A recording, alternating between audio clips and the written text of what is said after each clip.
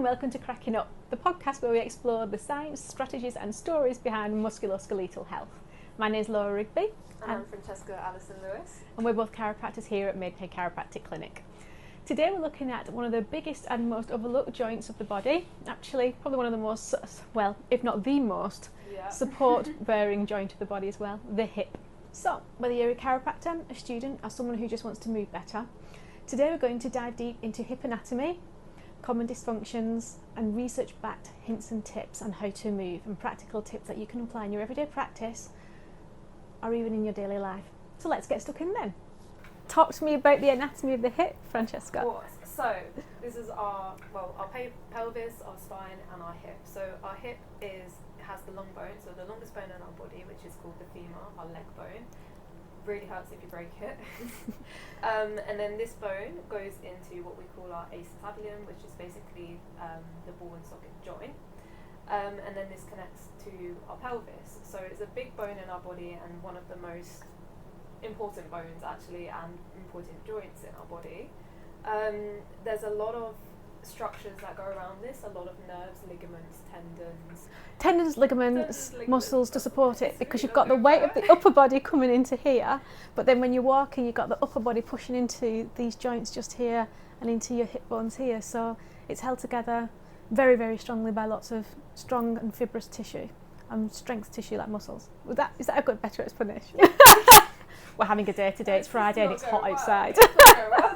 But what's really important is you've got a lot of nerves that run through here and also through this hole just here as well, and they can get trapped and they can get stuck.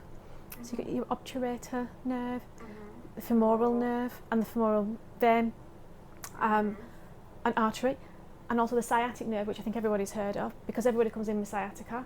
Even we've had sciatica in the arms from some people, which obviously is wrong because the sciatic nerve's in your leg. So yeah, we've got a lot going on in there, and then lots of big strong muscles, which I think we're going to talk about in a bit. About muscles in a bit. Okay, so there you go, a rundown of the anatomy of the pelvis. Yeah. Is that right? The hips as well. Yeah. Well, hip and pelvis. Hills. Same thing. Same difference. Okie dokie, so mechanics of the hip then, so how the hip moves. I think it's really I think it's important to understand a little bit about the anatomy and how the hip moves, because once you understand what's going on, I think it's easier then to understand why things go wrong as well, or what's going wrong and how you can help yourself sometimes, or understand why it's gone wrong and how you can help yourself as well. Okay. So the hip moves in what we call a frontal feel, so you can bend your knee or bend your hip forward, okay, but also extend your leg backwards so that it moves in this way. It's called a frontal plane. You can't do it on this model, but you can take your leg out side to side, swinging like a pendulum. You can bring it across your body to cross your legs, okay, and then you can also rotate the leg in and out, so when you're twisting your foot in and out like that. So there's 3 different planes of movement in the hip we can use as well, and that will affect again how we use our bodies, and when these planes of movement become restricted for one reason or another, which we'll go into very shortly, that can give problems and dysfunction in the hip, which will lead to problems. So I think probably people want to talk about like what's going on with the hip, common injuries. We're going to talk about a few that we see commonly in clinic. There'll be lots more, but these are the ones that we see the most, and we'll just kind of like give like what we find, what to look out for. Francesca and I have just been talking earlier. You said everything looks the same with a hip problem. Or people come in presenting with the same thing, but then when we do diagnostic testing, it's a bit different on everyone depending on what we find. Hence why we do a lot of the diagnostic testing. Yeah. So when your friend down the pub says, "Oh, my mate had that," or "My wife had that," or "My husband had that," or whoever it is, it's this, and this is what you need to do. It's better getting checked, because everything very often seems the same, and that's because there's lots of muscles that are attached to the hip and the leg and the lower back, that if one's going wrong, the other one gets involved, a bit like the shoulder problems that we discussed previously. And if that's not doing its job, then another muscle's doing its job. So it sounds like it's the same problem because all the same muscles and areas are affected, but actually when you dig deep and find out what's really, really going on, that isn't always the case. No? I think a lot of people come in as well saying, "Oh, I've just got arthritis of the hip," or "I've just got sciatica. Treat me for sciatica," but it could be something else going on, and half the time it will be something else that's going on. Yeah, because actually true sciatica, it's not as common, I think, as people think. No. Some people say they've got sciatica, but it's actually just in their lower back. I don't think really that's what you call sciatica. Sciatica runs all the way down the leg, and it can go all the way into your foot. Real sciatica, it can just be in get to your calf or into your thigh, but real true sciatica runs usually into the leg. I think with diagnostic testing as well, there's actually only been a few cases where I found a true sciatica, but a lot of the time it will be piriformis syndrome or something like that, what we call, which is the muscle that runs along the sitting bone, so along here, and it runs over the sciatic nerve, which can basically compress it, causing sciatic-like symptoms, but it's not actually the nerve that's the problem. And then the other thing actually is sciatica means inflammation of the sciatic nerve, but that doesn't tell us why the nerve is inflamed anyway. So really, it's neither here nor there. Okay, you got sciatica, lovely. Let's find out what's causing sciatica, because really, it's a nothing word. I would call it more than anything else. A lot of people go, I've just got sciatica. I don't know what that means to you. Did you have any falls? Have you had? Do you sit properly? What's causing your sciatica? Is there a disc hernia causing it? It's a symptom. It's not really a actual kind of diagnosis. It can be, but it depends on the findings. You know, and that's why we need to do all these our investigations. Yeah, our investigations. Because it might not even be coming from the lumbar nerves. It could just be coming, say, from the hip. Because a lot of the time these cause pain going down the legs. Well, hip pain does. Yeah. So there's a lot of different reasons that you can get sciatica, which we'll probably cover some of these actually as we go through our different conditions. So the first one we just said, arthritis. And another thing, like another soapbox moment that we've both had discussing this earlier, is the diagnosis of arthritis. I mean, really, you can diagnose osteoarthritis by x-raying and really know if it's arthritis, because you've got to be able to see that there is degeneration in the ball and socket joint here. Can you see it properly? Kind of the space is getting a little bit limited. So it goes all the way around. And so actually, as Francesca said, on the x-ray you'll see there's a nice clear space, but actually I wonder if we can get an x-ray picture on here. Yeah, and with and without would be really cool. And then you'll see that space is getting more narrow. The same can happen in this joint here. You can get arthritis in this joint here, but that's a different joint altogether, but it's still part of the pelvis and the hip. That's the only way really you can diagnose arthritis. You can do a bit of testing and see that you can get a good idea and say, okay, it looks like arthritis, but you only can truly diagnose it by an x-ray. So when people come in again and say, oh, I've got arthritis, my next question would be, did you get it x-rayed? Yeah. Or have you seen what professional told you that as well? Or is it just a generic, you think you have, when you say you've got arthritis of the shoulder, so you assume it's in the hip as well? Yes. So a lot of the time people will just come to me, it's probably just a bit of arthritis. Because your mum or your dad had it as well. Yeah. Because it's not, I think there is some element of it being genetic, but not as much as I think people think it is. Arthritis is more wear and tear, so if you've got a kind of hip dysfunction or something's going on in there, it's not, your leg length's not balanced, you've got one leg longer than the other, you're not walking properly, you're doing things one-sided, maybe you do a lot of things like bowls where you're going down on one side a lot of sport where you're putting the joint under more pressure, that can cause arthritis and more wear and tear on the body, as opposed to just my mum had arthritis, therefore I've got hip pain and it's arthritis. So little soapbox moment that we have. And then there's different types of arthritis, because you've got osteoarthritis, which is the wear and tear, which is what most people say they've got. But then you've got inflammatory conditions or autoimmune diseases which can cause arthritis. One being ankylosing spondylitis, where it usually starts with fusion of these joints just here, but that's more commonly affected in young men, believe it or not, and it's very painful when the fusing is happening. Once the fusion is finished, or it kind of relapses and remisses, it calms down, but there is medication that can treat that, and that is actually, because it's an autoimmune condition or disease if you like, it's managed with medication under a rheumatologist, but it's a different kind of arthritis.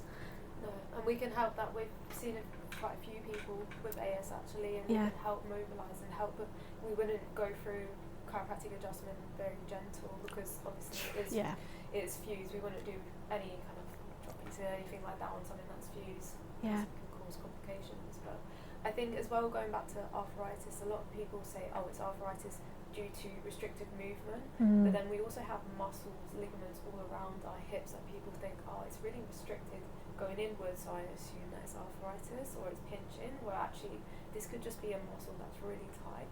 And I see a lot of the hip flexors that get tight. We'll get into it because there's actually a diagnosis that we can do. But a lot of the time there are specific orthopedic testing that we do for arthritis, but then I find out that maybe that restricted movement isn't there, but it actually might be coming from your hip flexors, your glutes. Tight glutes can cause it as well. Yeah, especially because we sit so much these days. Yeah. So it's naturally going to make us tighter in that area because we're bringing, if you had a muscle that attaches from the front of the pelvis here, coming down towards the knee, if you're like that all the time, that muscle's going to be shortened as you're sitting. So if it's like that for 8 hours a day, whilst you're at work, and you go home and sit and watch, well, I've been watching Dexter, I know it's really old, but for a million seasons and episodes, for a million days as well, then obviously that's going to make everything tight. And there was another thing, and yeah, I think tight hips, because of muscles, is probably more common that we see in clinic than arthritis in itself. Absolutely, and that's where we'd get more kind of rehabbing as well, or exercises to help. But people will, as we were talking about earlier, people will still come back with, I've got really tight hips. Have you done anything to kind of compromise you sitting down so much, or do you stretch, do you exercise? Have you tried hip mobility exercises? But no, it will just be a straight, I just sit there. So as you said, this will shorten, but this will also, the glutes and everything will lengthen, causing complications, and then that will cause an anterior pelvic tilt, which we've seen where your pelvis goes forward, and then that will cause complications in the back. So it's all of so if the pelvis is tilted further forward there, all the muscles in the lower back tighten up here, but then it stretches everything out to the front here. Often weak muscles are tight muscles as well, which is really weird. So something could be really stretched out and really, really tight at the same time, which sounds a bit bonkers, but it just seems to happen. Yeah. I'm sure there's a reason behind that, but that's what we find in clinic, okay? But then you talk about tight muscles and how they can come across as arthritis, but then the next thing that we're going to come across is impingement of the hips. Francesca, you know a lot about this. Do you want to talk about this? Because you were discussing this earlier. So an impingement would be a lot different. It's often seen more in the younger population, more in athletes. It's more common on a catching motion, normally with internal rotation of the hip, so where you take the hip out. That's when we find it, and we do diagnostic testing for that, and it's a specific test. But clinically, it looks more into your background as well, so people who kind of do a lot more like kicking sports and stuff. Okay. But other to that is I rarely see it in the older population, mostly in the younger population. Yeah, usually young females, is it? Young then? females or kind of heavy gym goers as well, because that becomes more Squatting. where they're not properly mobilising the hips, and then that causes the tightness and the impingement to start. So then you go to the gym and you work out a lot, do heavy weights, and then it's just not properly moving in the hips, so that's what causes the impingement. The same as the shoulder, as we spoke about last time. Yeah. Where we're just going forward all the time, and that can cause the impingement. Yeah. Whereas if we're not properly mobilising the hips, that will cause the impingement as well. Yeah. Okay. So it's actually making sure that you're going through correct postures and techniques. Which you just have to change something sometimes just 1 or 2 degrees, and it can make a massive difference with technique. Changing techniques, but also that would go into, have you got someone to help you look at your technique, and then see, have you got a professional that can also tell you that you need to change your technique. So Yeah. I think every time we talk about going to the gym, we always say, make sure you understand what you're supposed to be doing, exercising, what muscle you're exercising when you're doing the exercise, because sometimes, I use plank as an example, because for me personally, when I do plank, I can hold it for 30 seconds or so, but then after that, that's embarrassing, isn't it? 30 seconds, 10 minutes, no, a minute or so.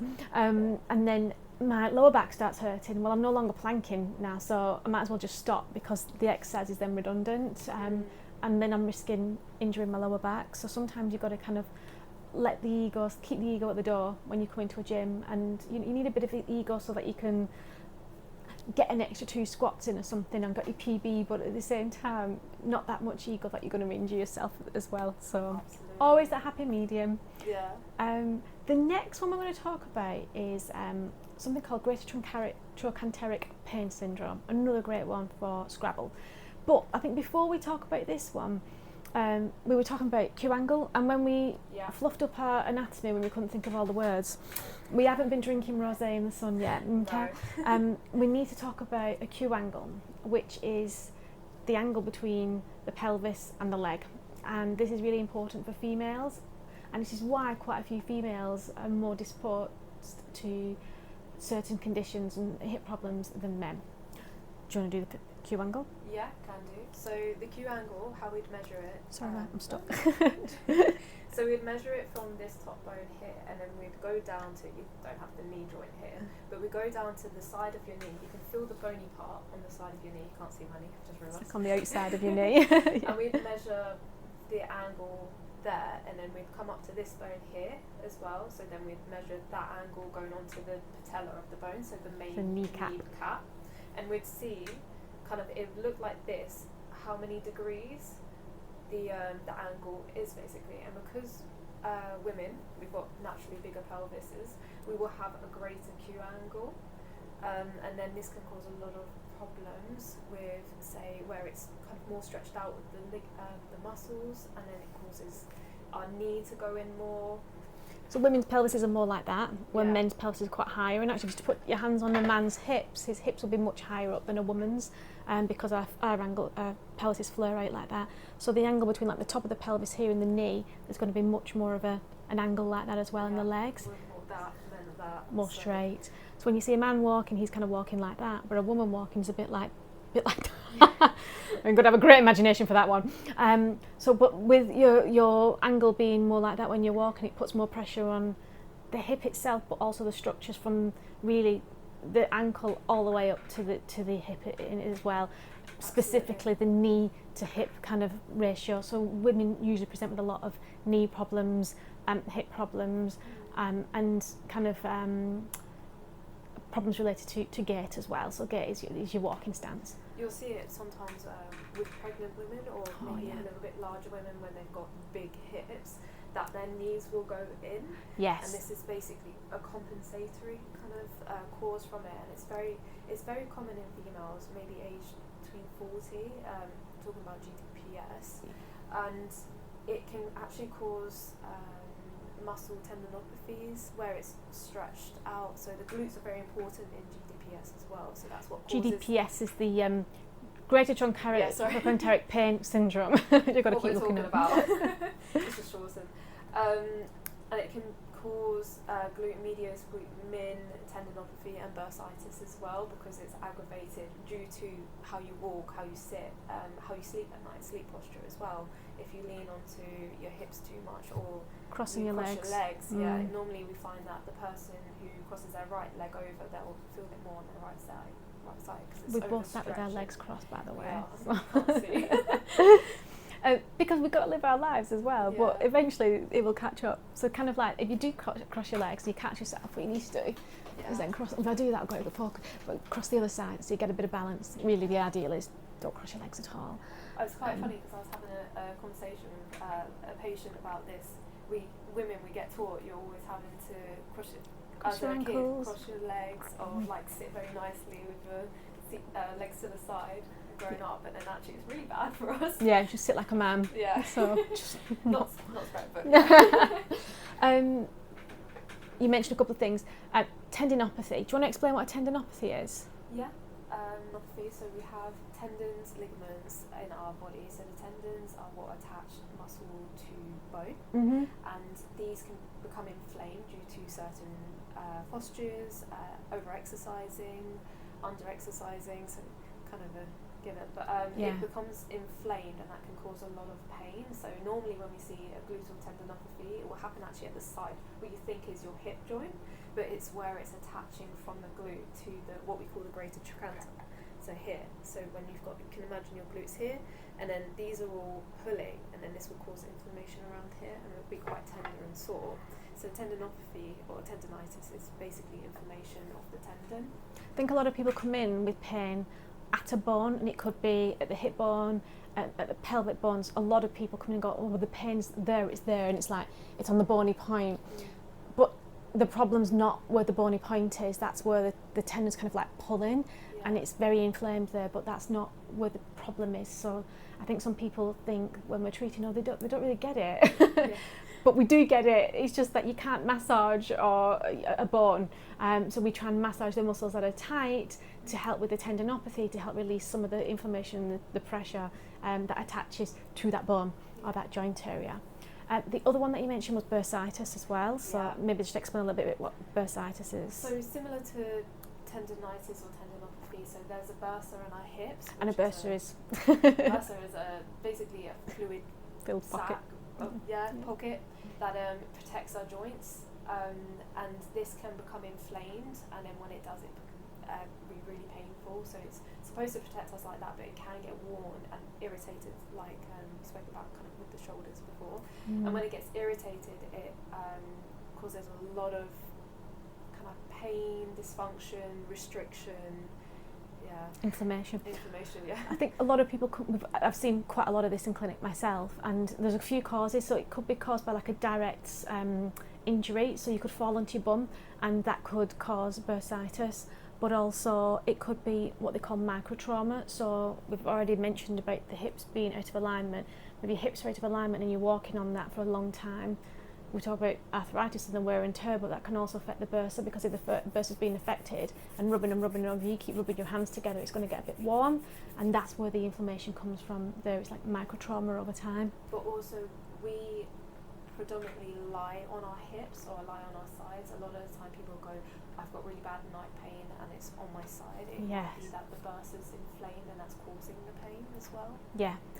Let's digress a little bit before we move on to the next ones, because actually we were talking about sleep hygiene, which I find a really funny word, because it's not how clean you are in bed, it's about your postures. And so like having a shower before bed will not stop your hip pain. But sleep hygiene, especially again for women, and we were just saying how men and women usually prefer different kind of types of mattresses. But again, that goes back to that angle of the pelvis for men being fairly straight in the figure shapes, but women have got much more curves. And a lot of people ask us in clinic about what kind of mattress they should be sleeping on. So our reply usually is, as long as your spine is straight, if you lie on your side and your spine is straight, even where your hips are and where your shoulders are, then the mattress is probably about right, because it needs to be supportive enough to support your body, but soft enough to absorb your curves. And if it's too hard, it's going to push against your hips. So you're going to have this like push up where the hip is, and then the spine's going to drop. And then push against where your shoulder is, and then the spine's going to drop. If it's too soft, the bed, you're just going to kind of go into a big C shape almost. So you need to kind of get that happy medium where your spine just remains straight when you're lying on your side. So if in doubt, you could just lie on your side and ask, hopefully, a partner to kind of like just check it out. If you see a chiropractor or something, we would just normally say to our patients, take your top half off, I want your back to us, lie on your bed on the side, get a picture, to set a timer for a picture or something, and we can have a look. You could do that yourself, just set a timer and see if everything is in alignment when you're lying on your side. If you do that for us, make sure you wear underwear or shorts. Yes, please. So the next one is labral tears. I have actually never seen a labral tear in clinic. I don't know if I've been in a very dark hole or something, but have you ever seen one? I have. I've seen one, and it got MRI'd as well, because we were suspecting it, and they're normally quite common in young athletes, mostly males actually. I've seen it more in, and footballers, because of the external rotation of the hip and anything that is kind of like a kick in motion as well. So going back to our FIA, which is the impingement in the hip, it's quite similar and presents quite similar, but there's clicking as well and a deep groin pain. So you'll get men in and they'll go, I've got a deep groin pain, and I'll always get worried. I'm like, is it a kind of hernia or anything like that? Yeah, and I'll be like, even arthritis can give you a deep groin pain. But labral tears are normally predominantly just in young athletes and males, but we have seen them. You've potentially seen some in Pilates people, or another one is what we call snapping hip. Yes. It's quite similar, presents similar, but again, we have different diagnostic tools to say which one is it. And a lot of the time these need to heal on their own with a lot of rehab as well, but we can help with any, say our knees and our hips that might go out of alignment with the label. So yeah, and snapping hips, a muscular thing again. Yeah. So you think, oh, that sounds really terrible every time I kind of like, usually it's when you lie down on your back, you kind of bring your leg up, bend your knee and then kind of like take it down, you take your leg like down. A pop or like a click. Yeah, it feels, and I've had it myself before when the muscle's tight, it feels quite disconcerting actually, a bit like, why is my hip clicking? It shouldn't be. What's going on?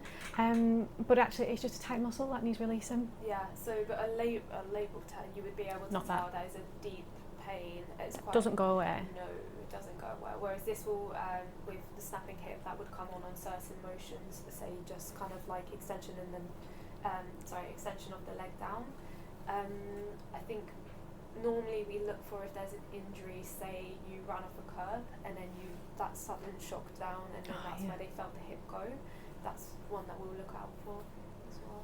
Sounds lovely. I don't think it's that common, like you say, it's only in certain kind of mostly populations. In athletes, very common in football as well. Okay, so there you go. Another one of your football. Next one, piriformis syndrome, something that we see a lot of in clinic.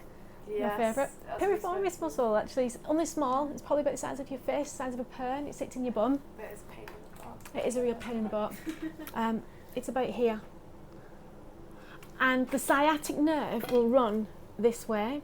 And depending on your anatomy, it's about 15% of the population, it will run through the belly of the muscle, the sciatic nerve. But for most people, it runs underneath the piriformis. But whichever, when that muscle's tight, it can push on the sciatic nerve and give you sciatica. So a lot of the time, people, again, we spoke earlier about this, people will say, I've got sciatica, I know it's sciatica, but I'll do a sciatic test with them and it'll be negative, and then I'll stick my thumb in the piriformis or do a piriformis test, and that will provoke the symptoms. Normally that just means it's piriformis syndrome. So. Yeah, so you have a syndrome rather than an attica, No. or both. Again, that's actually really easy to treat. So as chiropractors in clinic, we see this quite a lot. Yeah. And the sooner it gets sorted, the easier it is, because it can be quite painful. If it's a tight muscle, the longer you leave a tight muscle, the tighter it's going to get, and then the more symptoms you're going to get around it. So then it just creates more of a problem. So if you think you've got it, don't worry about leaving it and saying, you know, I'll take an ibuprofen, it'll be fine. Get in clinic, just get it sorted. It won't take long. Because a lot of these as well are postural or gait related, so how we walk as well. So we'd be able to assess if that's what's causing it, and then if there's inflammation or lifestyle changes that we can help with. Absolutely. Rather than going through a long route of maybe getting X-rays and stuff like that when it's just potentially piriformis. Yeah, and exposing yourself to ionising radiation unnecessarily. So there we go. We don't do that. Next one is something called meralgia paresthetica. How common is it, would you say? That's a great question. I reckon not massively. Not massively, but the symptoms are quite common. Does that make sense? So with hip pain, a lot of them present the same.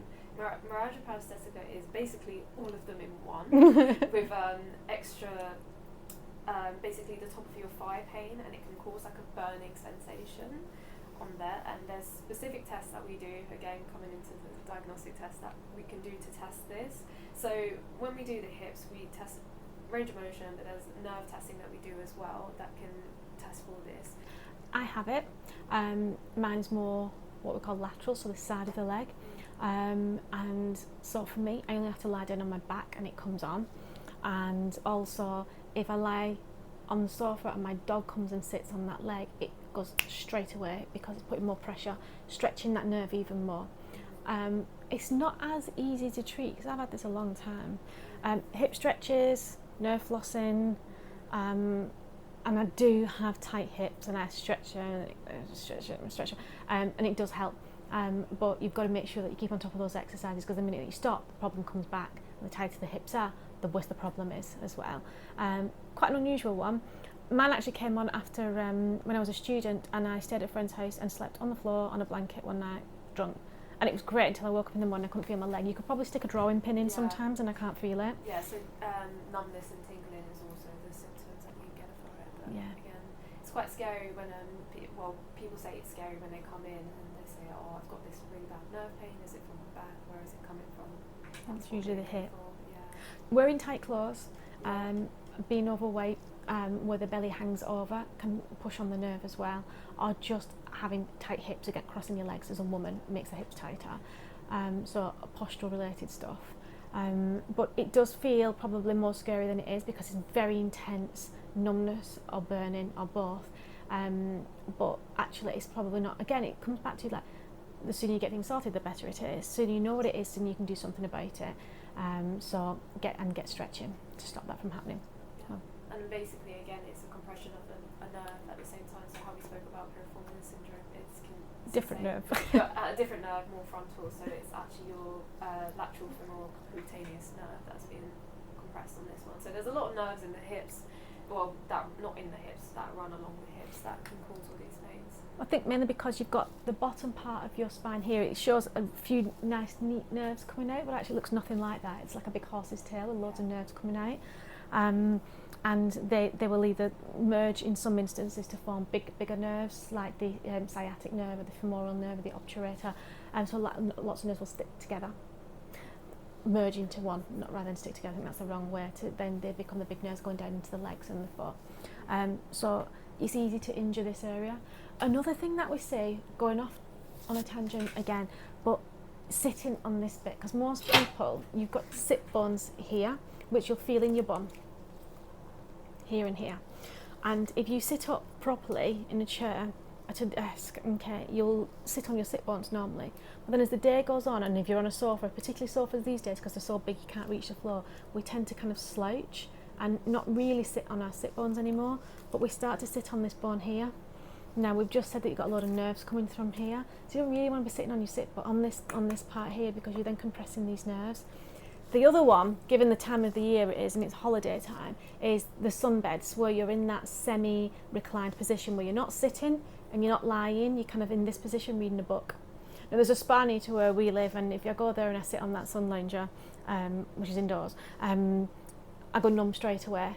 And I go numb in the whole saddle area, so like the inside of my thighs, the front of my thighs. That is actually a really, really dangerous symptom, and if you start to get that and it's constant, you go straight to A&E, don't even come to us, straight to A&E, saddle anaesthesia. So, but that gives that to me straight away. So it's very dangerous to sit on this plexus of nerves here. So do remember, sitting on your sit bones, they're still part of the pelvis. They're in your bum though. Alrighty. Next one, where we at? Yeah. Hip flexor dysfunction. That's what we keep talking about. I feel like this is very, very common. I'll probably find it in a lot of the population now, purely because we are a sitting down population. Desk workers will have this, and it's basically, as we spoke about earlier, with the hip flexors, where it becomes chronically shortened and tight. Yeah. And then that will cause complications with the whole pelvis, the hip joint, and then that will just cause pain from there. One of the tests that we do in clinic is where I just get you to lift your knee to your chest, and if the other leg starts coming off the bench, it will just be a straight positive test for that your hip flexor is really tight. You can do that yourself at home. You can do that for yourself. If you see the other leg raising up, then it means that there is a tightness going on.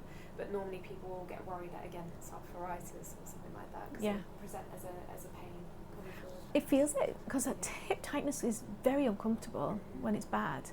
And like even doing things like bringing your knee to your chest, it feels like a catch when it's very, very tight into the hip itself. Yeah. So I have a little soapbox moment about sitting on chairs, because my husband's Middle Eastern and his mum's 100, still going, and his dad passed away at 90, and even just before he passed away, he would still squat on the floor and then just sit near the radiator.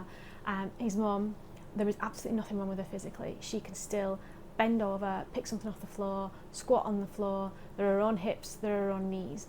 But I think, you know, in Iran, where my husband's from, but a lot of Asian countries as well, people will sit on the floor more. They'll sit to eat, they'll sit to talk. Some people don't even have sofas, and they are definitely much better physically in terms of their hips and their knees than we are in the Western world. And what I am finding is, with our clinic here, where we've had patients who are actually from India or Asia, Pakistan, we get a lot of people who've come over here as IT workers, or desk workers, and they were fine, and then 2-3 years working at a desk, the hips are starting to tighten up. And I never ever up until recently, I've known a single person from India, Pakistan, who was in this clinic that had a hip replacement until 2-3 years ago. And that was my first patient, and he was only in his 40s. That is a tragedy. So I have a little soapbox about, I need to do a double-blinded randomised control trial, I guess, so that this is actually proper evidence-based. But this is what I'm finding in clinic, is that actually sitting on the floor, spending more time sitting there and not on the chairs all the time, squatting, is so much better for you. And you only have to look at newborn babies, or toddlers, not newborn babies. You know, they go around and then they just, their little nappies, and they squat on the floor and their feet are flat on the floor and their bum's practically touching the floor. Squat. Perfect squat. How many adults can do that though? We get tighter and tighter as we get older. But people who live in countries where you don't sit on chairs can still squat like that. And you see it time and time again. So I think actually, research set aside, it's common sense in a lot of this as well. Just making sure you just, so when we get guests and we've got no room for everybody on the sofa, I'm always the one that sits on the floor. Just because I think it's really important to keep your hip health and mobility as good as it can. We take it for granted too much for comfort as well. Yeah, totally.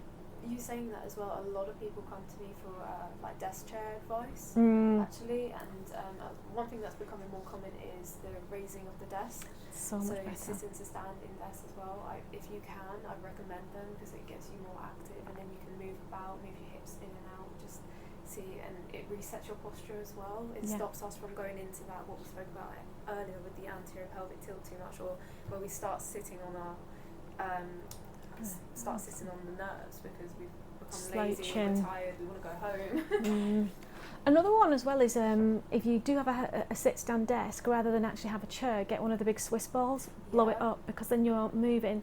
And what you're doing by moving is you're not letting the muscles around the pelvis set and seize. So if you've ever had a low back problem, you'll know that when you first get up, it's very, very difficult to kind of, you can't see anywhere there, it's too low, the camera. It's very difficult to stand up properly. So you feel stiff, like an older person. So if you're on one of these Swiss balls, you're moving around, and so the muscles aren't setting. You're engaging your core as well. And engaging your core, which is super important, because that's one thing I think a lot of people lose by sitting at a desk job all the time as well. But another one as well, I don't know if you've seen the saddle chairs. We see them a lot in chiropractic. You'll probably see them if you've been to a chiropractor before. That stops you from sitting backwards onto the sacrum. That just makes sure that your hips and is all aligned and that you're sitting properly. So if you've ever had a look at those, research them. You might be interested in those, but I do recommend the ball. It's probably a bit cheaper as well. Yeah. So give it a go. I think the ball's problem, we've had saddle chairs in clinic. I used to side saddle them, so I mean, there's a will, there's a way. So it didn't work for me that way. No. I also think they're not very comfortable if you were a desk worker and sitting for long periods of time. They're quite firm. Is the only other thing as well. Whereas we're getting up constantly, so it's not too bad. Sitting constantly, but no, definitely the ball as well, because I think I've seen a lot more people that are coming in saying that offices are implementing them a bit more now. Brilliant. So hopefully we're going up somewhere in healthcare with offices and stuff. Because you've got to look after your people, so then they can look after you. So that's the only way. But also you've got to look after yourself, because we've only got one body. So might as well use it the best we can. Once you've had a replacement, it's never quite the same. It's definitely better than being in pain, but your full function's never restored. With a knee replacement, you'll never be able to flex and extend your knee the same as you used to. So if you need a hip replacement, you can have a partial or a full hip replacement, where they will replace this bit here. And there are different materials that they can use, which is great, but it's got to bed in, and so that can be quite painful or uncomfortable as it starts to settle down. So ideally what we don't want to do is have a hip replacement in the first place. But then sometimes needs must. So. But even if you do, the prehab is really important for it. Imperative, yeah. Faster recovery and stuff. A lot of people, as soon as they are in pain, they stop moving the hip joint, and as soon as they hear I need surgery, they're very cautious of it. But actually moving it more, or making sure you're doing your exercises still, is really important, because that recovery will be a lot better. Yeah, you make a really good point there. So the stronger your muscles are before going into surgery, the easier time you'll have rehabilitating. But you also must do your rehab exercises as well. They get you up now the same day though, within hours of having surgery. And there's a method to the madness there as well. So. Right, so you've got stats that you've written up, haven't you? I do like my statistics. So my first one is how common osteoarthritis is, especially in the hips. So worldwide it affects around 240 million people, but actually it's only really common above 40 and about 20%, I believe, in the hips above 40. So it is getting more common as years are going on. So this, I think, was a 2017 report. Okay. But I believe now if we do it, it's probably more common just due to, again, desks and lifestyle having become in. It'd be nice if you could see that reduce as people are, as you said, becoming more body aware, getting these sit-stand desks, looking for alternatives to like just sitting their desk working. So as awareness is raised, I think it's going to be a lot better for people. And maybe we'll see that either stabilise or come down. Fingers crossed. Hopefully. Another one was about the impingement in the hips. So up to 30% of elite athletes, especially hockey and football players, will have this diagnosed. So that's a common one. So as we spoke about with the impingement, or basically labrum, is more common in athletes. But I don't really see them as much more in the general public. Okay, that's still quite a high number, Still actually. quite a high number, but again, it's going more towards those rotations of the hips in those typical sports. That's why we look out for them. If you do a sport, we'll probably ask when did it happen, and I bet you'll be in a football kick or anything like that. So. And actually, speaking of which, you get a lot of guys come in with groin strains. Is it fair to say with a groin strain that is, or an adductor strain, you are potentially then going to damage the hip? Because is that your body saying, you carry this on, this is going to become a problem? That's basically a warning sign. It is a warning sign, because as soon as one muscle becomes out of the imbalance, because there's so many muscles that go around to protect the hip, if one becomes imbalanced or tight, or underused, it will cause complications in the hip, and then that could lead to further more biomechanical problems, but also actually on the joints, which would not what we want to do. You know, your muscles protect your joints for a reason. Yeah, so because we get that a lot with lower back pain. A lot of people come in and they're like doubled over. Yeah. And it's not the first time they've had that, but they've ignored it because they're like, oh, I just took a paracetamol, I thought it'd be okay, I lied on a floor for a week, you know, all these things. But that's your body saying, I'm not right, I need help, I'm not right, I need help. And it's fairly subtle until it's not subtle, and that is usually when it becomes a big problem. So I suppose adductor strains for guys playing football is a warning that you're at risk of the, what's it called again? You've got the abbreviation, FAI. We're having a day today. Femoral acetabular impingement. There we go, impingement. Yeah. Let's just call it impingement. Right? That's what I said. Hip impingement. It's a very fancy one. Yeah, I'd rather call it that because I remember. Okay, next stat then. Yeah, so this is probably one of my favourite ones. We'll go actually more to the full risk one. So I remember at uni we always actually got taught an orthopaedic routine just specific for full risks with the elderly. So it was an elderly routine. Yeah. You'd have to time, so get up and go and see how fast they can get up, get and go, and then we'd do the hip routine. But actually 60% of full risks are due to weak hip adductors. So we actually test a lot more with hip adductors to see if, because if these are out of balance, you're more likely to fall.